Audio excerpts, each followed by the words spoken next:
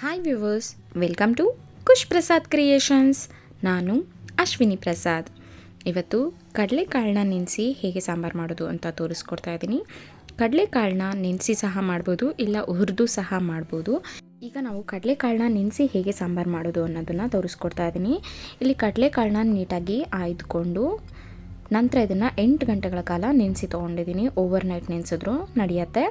ಇಲ್ಲ ದಿಢೀರಾಗಿ ಮಾಡ್ಕೋಬೇಕು ಅಂದರೆ ಬಿಸಿ ನೀರಲ್ಲಿ ಒಂದು 3 ಗಂಟೆ ನೆನೆಸಿದ್ರೆ ಸಾಕಾಗತ್ತೆ. ಕಡಲೆಕಾಳು ಚೆನ್ನಾಗಿ ನೆನೆಯುತ್ತೆ.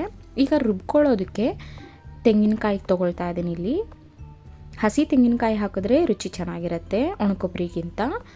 ಸ್ವಲ್ಪ ಕೊತ್ತಂಬರಿ ಸೊಪ್ಪು, 1 ಗಡ್ಡೆ ಬೆಳ್ಳುಳ್ಳಿ ಹಾಕ್ಕೊಳ್ತಾ ಇದ್ದೀನಿ, ಅರ್ಧ ಇಂಚಷ್ಟು ಶುಂಠಿ,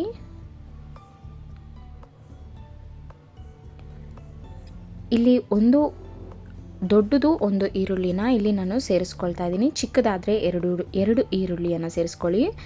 ದೊಡ್ಡದು ಇಲ್ಲಿ ನಾನು ಒಂದೇ ಸೇರಿಸ್ಕೊಳ್ತಾ ಇದ್ದೀನಿ. ಖಾರಕ್ಕೆ ಎಷ್ಟು ಬೇಕೋ ಅಷ್ಟು ಒಣಮೆಣಸಿನ್ಕಾಯಿ, ನೀವು ಬೇಕು ಅಂದರೆ ಖಾರದ ಪುಡಿನೂ ಸಹ ಹಾಕ್ಕೋಬೋದು. ಕಲರಿಗೋಸ್ಕರ ಇಲ್ಲಿ ನಾನು ಬ್ಯಾಡಗಿ ಮೆಣಸಿನ್ಕಾಯಿನ ಹಾಕ್ಕೊಳ್ತಾ ಇದ್ದೀನಿ. ಕಲರ್ ಕೂಡ ತುಂಬ ಚೆನ್ನಾಗಿರುತ್ತೆ. ಜೊತೆಗೆ ಟೇಸ್ಟ್ ವೈಸು ಅಷ್ಟೇ, ಬ್ಯಾಡಗಿ ಮೆಣಸಿನ್ಕಾಯಿ ಹಾಕೋದ್ರಿಂದ ರುಚಿ ತುಂಬಾ ಚೆನ್ನಾಗಿರುತ್ತೆ. ಈಗ ಇದಕ್ಕೆ ಸ್ವಲ್ಪನೇ ಚಕ್ಕೆ ಹಾಕ್ಕೊಳ್ತಾ ಇದ್ದೀನಿ. ಒಂದು 2 ಲವಂಗ, 2ರಿಂದ 3 ಲವಂಗನ ಸೇರಿಸ್ಕೊಳ್ತಾ ಇದ್ದೀನಿ. ಇದಕ್ಕೆ ಧನಿಯಾ ಪುಡಿನ ಹಾಕ್ಕೊಳ್ತಾ ಇದ್ದೀನಿ. ನೀವು ಬೇಕು ಅಂದರೆ ಧನಿಯಾನ ಹುರಿದು ಸಹ ಹಾಕ್ಕೋಬೋದು. ಈಗ ಇದಕ್ಕೆ ಸ್ವಲ್ಪ ಅರಿಶಿನ ಸೇರಿಸ್ಕೊಳ್ತಾ ಇದ್ದೀನಿ.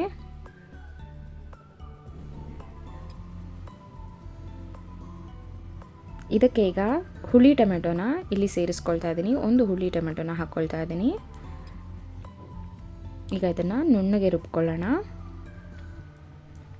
ನಾನು ಮಾಡ್ತಾ ಇರೋದು ಮಸಾಲೆ ಸಾರು. ಹುಳಿ ಸಾರೇ ಬೇರೆ ಇರುತ್ತೆ, ಮಸಾಲೆ ಸಾರಿಗೆ ಬೇರೆ ಮಸಾಲೆ ಇರುತ್ತೆ. ನಾನಿಲ್ಲಿ ಮಾಡ್ತಿರೋದು ಮಸಾಲೆ ಸಾರಾಗಿರುತ್ತೆ, ಕಡಲೆಕಾಳು ಹಾಕಿ ಮಾಡುವಂತಹ ಮಸಾಲೆ ಸಾರು. ಈಗ ಒಂದು ಕುಕ್ಕರಿಗೆ ಎಣ್ಣೆ ಹಾಕ್ಕೊಂಡು ಸ್ವಲ್ಪ ಜೀರಿಗೆ ಹಾಕಿದ್ದೆ. ನೆನೆಸಿರೋಂತಹ ಕಡಲೆಕಾಳನ್ನ ತೊಗೊಂಡು ನೀರಿಂದ ಸಪ್ರೇಟ್ ಮಾಡಿ 2 ಸಲ ಚೆನ್ನಾಗಿ ತೊಳ್ಕೊಂಡು ನಂತರ ಇಲ್ಲಿ ಕುಕ್ಕರ್ಗೆ ಹಾಕಿ ಎಣ್ಣೆಯಲ್ಲಿ ಒಂದು 5 ನಿಮಿಷ 2ರಿಂದ 3 ನಿಮಿಷಗಳ ಕಾಲ ಇದನ್ನು ಚೆನ್ನಾಗಿ ಫ್ರೈ ಮಾಡ್ಕೋಬೇಕು. ನಂತರ ಇದಕ್ಕೆ ನಾವು ಏನು ರುಬ್ಬಿದ್ದೀವಿ ಆ ಮಸಾಲೆನ ಸೇರಿಸ್ಕೊಳ್ತಾ ಇದ್ದೀನಿ.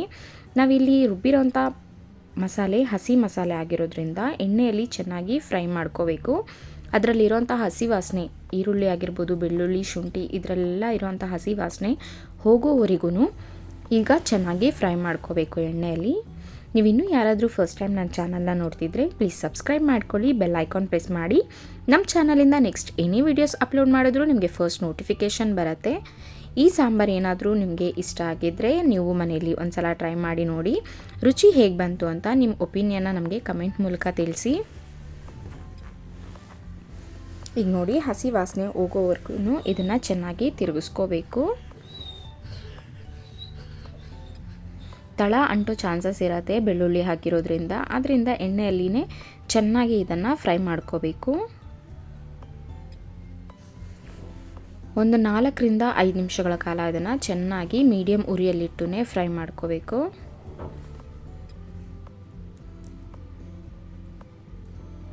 ಈಗ ಇದು ಚೆನ್ನಾಗಿ ಫ್ರೈ ಆಗಿದೆ. ಈಗ ಮಿಕ್ಸಿ ಜಾರಿಗೇನೆ ಸ್ವಲ್ಪ ನೀರನ್ನ ಸೇರಿಸ್ಕೊಂಡು ಕುಕ್ಕರ್ಗೆ ಸೇರಿಸ್ಕೊಳ್ತಾ ಇದ್ದೀನಿ. ಕಡಲೆಕಾಳು ಆಲ್ರೆಡಿ ನೆನೆಸಿರೋದ್ರಿಂದ ಒಂದು 3 ವಿಷಲ್ ಆಗುವಷ್ಟು ಸಾಕಾಗತ್ತೆ. ಅಷ್ಟಕ್ಕೆ ಎಷ್ಟು ನೀರು ಬೇಕೋ, ಸಾಂಬಾರು ತಿಕ್ಕಾಗಿ ಬೇಕು ಅಂದರೆ ಕಡಿಮೆ ನೀರನ್ನ ಹಾಕ್ಕೊಳ್ಳಿ, ಸ್ವಲ್ಪ ನೀರಾಗಬೇಕು ಅಂದರೆ ಸ್ವಲ್ಪ ಜಾಸ್ತಿ ನೀರನ್ನ ಸೇರಿಸ್ಕೋಬೋದು. ನಾನಿಲ್ಲಿ ಮುದ್ದೆಗೋಸ್ಕರ ಮಾಡ್ತಿರೋದ್ರಿಂದ ಸ್ವಲ್ಪ ಕಡಿಮೆನೇ ಹಾಕ್ಕೊಳ್ತಾ ಇದ್ದೀನಿ ನೀರನ್ನ. ನೀರು ಎಷ್ಟು ಬೇಕೋ ಅಷ್ಟು ನೋಡಿಕೊಂಡು ನೀರನ್ನ ಸೇರಿಸ್ಕೋಬೇಕಿಲ್ಲಿ.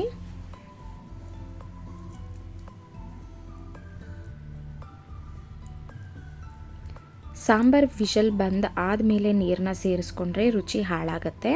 ಅದರಿಂದ ಮೊದಲಿಗೆ ಎಷ್ಟು ನೀರು ಬೇಕೋ ಅಷ್ಟು ನೀರನ್ನು ಈಗಲೇ ಸೇರಿಸ್ಕೊಳ್ಳಿ.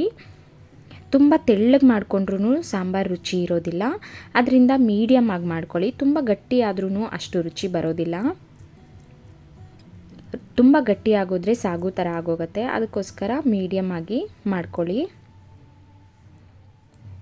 ಈಗ ಇದಕ್ಕೆ ನೀರು ಎಷ್ಟು ಬೇಕೋ ಅಷ್ಟು ಹಾಕಿದ ನಂತರ ಉಪ್ಪು ಹಾಕ್ಕೊಳ್ತಾ ಇದ್ದೀನಿ.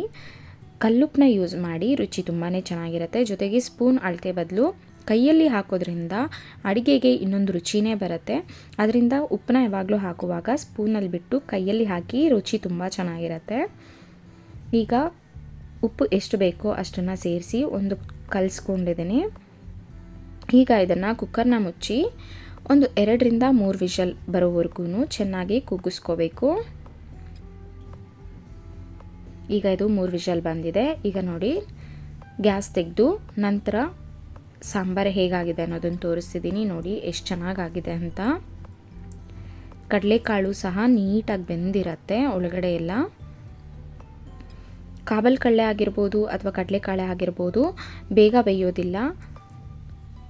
ಅದರಿಂದ 2 ಇಲ್ಲ 3 ಇಲ್ಲ 4 ವಿಷಲ್ ಆಗೋವರೆಗೂ ಚೆನ್ನಾಗಿ ನುಣ್ಣಗೆ ಬೇಯಿಸ್ಕೊಳ್ಳಿ. ನೋಡಿ ಎಷ್ಟು ಚೆನ್ನಾಗಿ ಬೆಂದಿದೆ ಅಂತ. ಈ ರೀತಿ ಆಗಿದ್ದಾಗ ನೋಡಿ ಸಾಂಬಾರು ಕೂಡ ಜಾಸ್ತಿ ನೀರಾಗಿಲ್ಲ, ಎಷ್ಟು ತಿಕ್ಕಾಗಿ ಮಾಡಿದ್ದೀನಿ ಅಂತ. ಮುದ್ದೆಗೆ ಪರ್ಫೆಕ್ಟಾಗಿ ಬೇಕಾಗಿರೋ ಅಷ್ಟು ಮಾತ್ರ ಮಾಡ್ಕೊಂಡಿದ್ದೀನಿ. ಈ ರೆಸಿಪಿ ನಿಮಗೆ ಇಷ್ಟ ಆಗಿದ್ದರೆ ನೀವು ಮನೇಲಿ ಒಂದು ಸಲ ಟ್ರೈ ಮಾಡಿ ನೋಡಿ. ಇನ್ನೂ ನಮ್ಮ ಚಾನಲ್ನ ಯಾರ್ಯಾರು ಸಬ್ಸ್ಕ್ರೈಬ್ ಮಾಡಿಲ್ವೋ ಪ್ಲೀಸ್ ಸಬ್ಸ್ಕ್ರೈಬ್ ಮಾಡ್ಕೊಳ್ಳಿ, ಬೆಲ್ ಐಕಾನ್ ಪ್ರೆಸ್ ಮಾಡಿ. ಈ ವಿಡಿಯೋ ಇಷ್ಟ ಆಗಿದ್ದರೆ ನಿಮ್ಮ ಫ್ರೆಂಡ್ಸ್ ಆ್ಯಂಡ್ ಫ್ಯಾಮಿಲೀಸ್ ಜೊತೆ ದಯವಿಟ್ಟು ಶೇರ್ ಮಾಡ್ಕೊಳ್ಳಿ. Thank you so much for watching. Thank you so much for all subscribers.